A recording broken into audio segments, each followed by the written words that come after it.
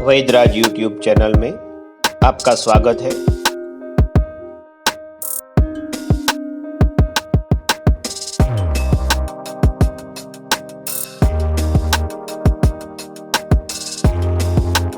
मेरा नाम है डॉक्टर कृष्ण रावल और आज हम बात करेंगे कमर के दर्द के बारे में, जिसे साइटिका या लंबर पेन भी कहते हैं। ज़्यादातर पेशेंटों को कमर का दर्द किसी भी उम्र में हो सकता है, जिसका मुख्य कारण है कमर की गादी अपनी जगह से खिसक जाना, कोई वजन उठाते समय या फिर गिर जाने से या एक्सीडेंट के कारण यह पेन होता है, जिसमें कमर की साइड दर्द होता है। इसके अलावा पैरों में झुनझुनाहट होती है या पैरों में नसों में थोड़ा थोड़ा दर्द या कभी ज़्यादा होता है। यह दर्द जब हम खड़े रहते हैं, चलते हैं तब ज़्यादा होता है, लेकिन जैसे आराम करते हैं तो वैसे ये दर्द कम हो जाता है।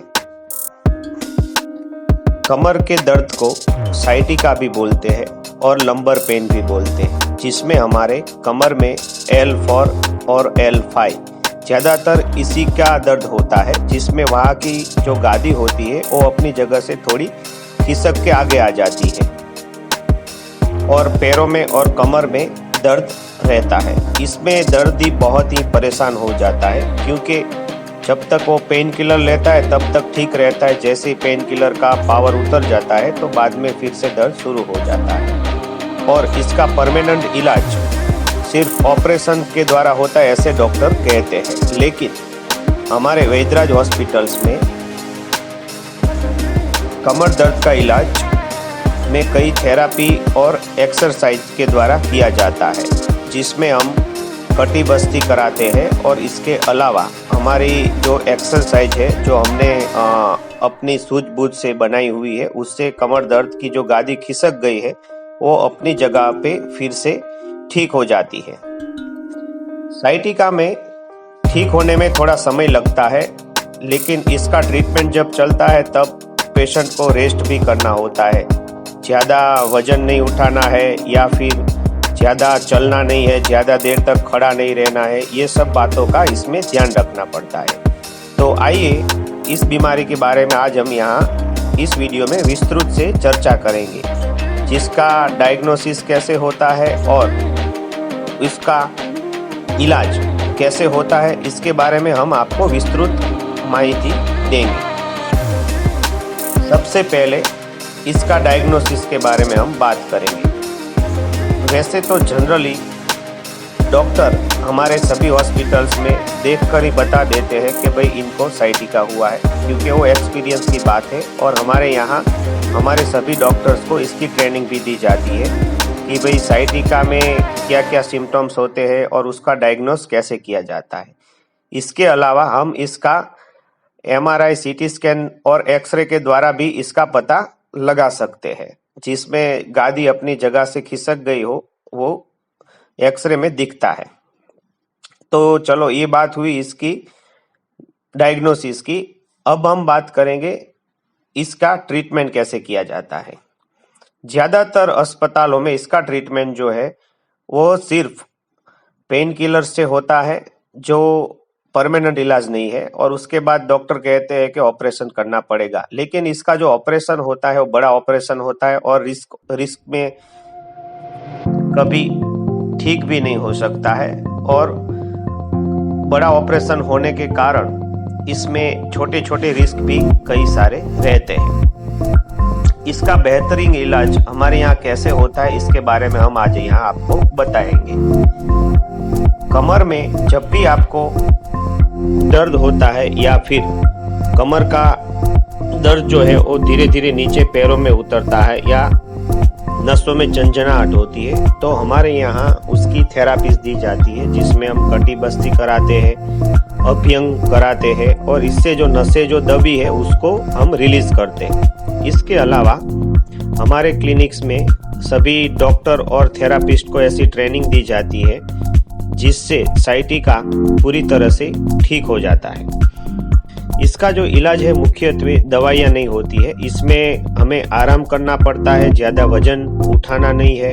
इसके अलावा बहुत लंबी मुसाफरी भी नहीं करनी होती है। और जब भी हम बाहर जाए तो कमर का बेल्ट आता है, उसको पहन के उसको चलना होता है।